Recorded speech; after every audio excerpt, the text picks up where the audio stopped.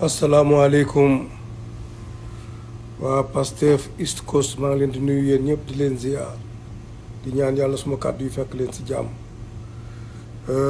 li tax ma bëgg a def vidéo bi dama bëgg a ñëw ci quelques points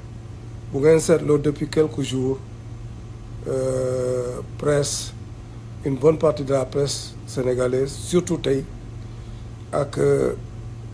des dirigeants de Benno Bokk Yaakaar wala ay membres ñu ngi mettre en exergue dossier Adji Sarr ak suñu président Ousmane Sonko. li tax ma bëgg see revenir ñu ngi jéem a manipuler population bi mais dama leen bëgg a expliquer rek démarche bi fii mu nekk ñu ngi mettre en exergue loolu mais du loolu mooy point focalu Macky Sall dinaa leen expliquer léegi lan la bëgg a def ak nan fu mu jëm. léegi dañuy attirer attention nit ñi ci dossier Adji Sarr ak président Ousmane Sonko boo nga xam ne dañ koy ramener ci au niveau du subconscient des Sénégalais bu ñu paree ci phase boobu ñu convoquer président Sonko entendre ko bu ñu paree ci loolu juge bi jël dossier jël dossier bi analyser ko daal di ko nekkoon ok pour ce dossier là tu es blanchi mais dafa am beneen point boo xam ne mu ngi ci biir mooy appel à l'insurrection boobu la dossier boobu moo intéressé Ousmane moo intéressé Macky Sall te boobu la ko bëgg a jaarale ci justice bi lu muy def xam nga buñ fiyee yëngal affaire yi Sonko Adji Sarr ba ñëpp nekk ci après ñu toog après juge bi ne non ok loolu vraiment ça ne tient pas dossier boobu donc tu es blanchi xam nga nit ñi yëpp dañuy giif kontaan fekk foofu la ñu xëcc bu ñu ci kontaanee en même temps ñu dugal ñu daal di wax ne léegi nag appel à l'insurrection dañ lay jox condamnation ak sursis bu ñu ko defee xam nga population bi giif nañ déjà parce que problème bi ñu amoon pour ñoom problème Adji Sarr la donc jeex na amul problème léegi parce que c'est réglé kontaan nañu léegi buñ leen ne appel à insurrection defal nañ jox nañ condamné nañ Ousmane Sonko pour je ne sais pas quelques mois en sursis bon nit ñi loolu mën na leen bañ a attirer seen attention parce que dañ naan ok justice kat mu ngi def liggéeyam parce que xam ngeen ne lale ba affaire dossier Adji Sarr bi blanchir nañ ko te fekk du loolu xam nga loolu bu ñu ko condamné par sursis dootu mën a nekk candidat 2024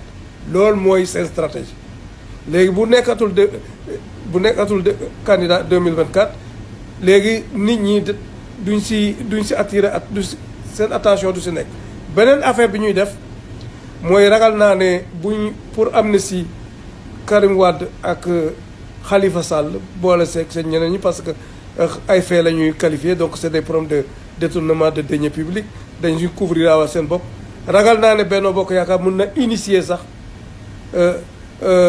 soit mu jóge ci présidence bu nekk projet de loi bu ko defee buñ ko indi assemblée ben Yewwi duñ ko nangoo bañ a voté Wallu duñ ko nangoo bañ a voté léegi donc dafa Macky day couper l'herbe sous les pieds de Yewwi ak Wallu donc ñoom loolu bu ko Macky initié day rapproché boppam ak Wallu léegi bu ko defee bu aboutiré fekk ñu wax bu loolu aboutiré ba pare ñu wax ne Sonko condamné nañ ko par sursis kii bi ni mu waroon tollu contestation yi du toll noonu parce que déjà Macky Sall si lim def noonu pour amnistier ñoom Karim Wade ak Khalifa Sall donc quand Karim Wade ak quand Khalifa Sall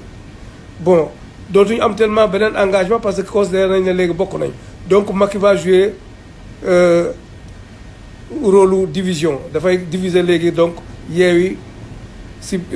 en son sein ak Wallu donc day jéem a ami ralliement en ce moment de Wallu bu loolu amee ba pare bu fekkee ne loolu sotti na si côté am moom dootul nekk candidat 2024 parce que éliminer Sonko tant que Sonko n'est pas dans la course il n'est pas concerné donc day éliminer boppam bàyyi gars yi dem élection bu fekkee nag ne loolu jéem na yooyu yëpp sottiwul si lay présenter candidature am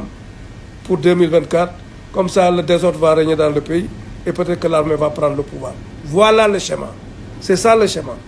li ma leen di yëgal mooy loolu mooy schéma mooy stratégie Macky Sall loolu la bëgg a def léegi nag ñun ñoo war a xam comment on va contrecarrer tout ça donc léegi man dama bëgg vraiment ñu focus ci loolu xool ko bu baax fexe boog Sénégalais yëpp xam loolu parce que foofu la jëm Macky tant que Ousmane Sonko teemul justice ñu entendre ko ba pare mu am suite mu tester suite bi xool réaction nit ñi tant que loolu amul du déclarer sa candidature du wax dara ci affaire candidature man maa leen di wax loolu mooy suite bi c'est-à-dire pour ñu paree ci seen gouvernement mise en place gouvernement assemblée nationale du def déclaration ne day nekk candidat ou pas non day dina fexe ñu gaawantu moo tax ñu agir temps yëpp pour convoquer Sonko entendre ko daal di tester c'est-à-dire dañ koy blanchir ci dossier wu Adji Sarr mais léegi dañ koy jéem a condamner ci appel à l'insurrection bu ñu gisee ne amul benn yëngatu affaire yi dox na ñu boole kook léegi def proposition de loi boo xam ne pour amnistier leen Macky. waaw maa ngi jégalu suma vidéo bi dafa daggoon damay bëgg a conclure rek wax ne Macky tant que entendre ñu Sonko du wax ne candidat la wala nekkul candidat buñ paree loolu bu fekkee ne condamné nañ Sonko parce que loolu lay lijjanti ji au niveau de la justice condamné ko pas dossier Adji Sarr dañ koy blanchir si dossier Adji Sarr mais ñu condamné ko si appel à l'insurrection avec sursis buñ ko defee mu xool nan la nit ñi réagir bu fekkee ne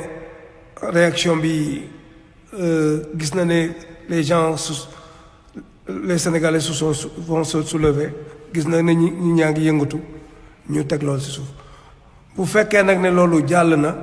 léegi mu jaar si beneen phase dal di ñëw amnistier enfin proposer amnistie pour Karim Wade ak Khalifa Ababacar Sall mu loolu pare moom du nekk candidat 2024 comme ça day sàmm kàddoom yëpp kii mais parce que Sonko est éliminé mais tant que Sonko est dans la course Macky va jouer son rôle de quelqu'un qui va créer le désordre bu fekkee ne Sonko dem na dans la course il va déclarer sa candidature mais si Sonko n'est pas dans la course il va pas déclarer sa candidature ça c'est sûr mais bu Sonko nekkee candidat il va déclarer sa candidature pour quand même pour porte de sortie créer un peu le désordre et peut-être qu'avec ce désordre-là une sorte de chaos mais l'armée va prendre le pouvoir waaw maa ngi sant ñëpp di gërëm ñëpp loolu nag nañ fexe vraiment ba nit ñi yëg ko boo xam ne c'est essentiel affaire appel à l'insurrection boobu ñu bëgg ko mettre en branle kenn du ko emprisonné nag moom waaye mais loolu la.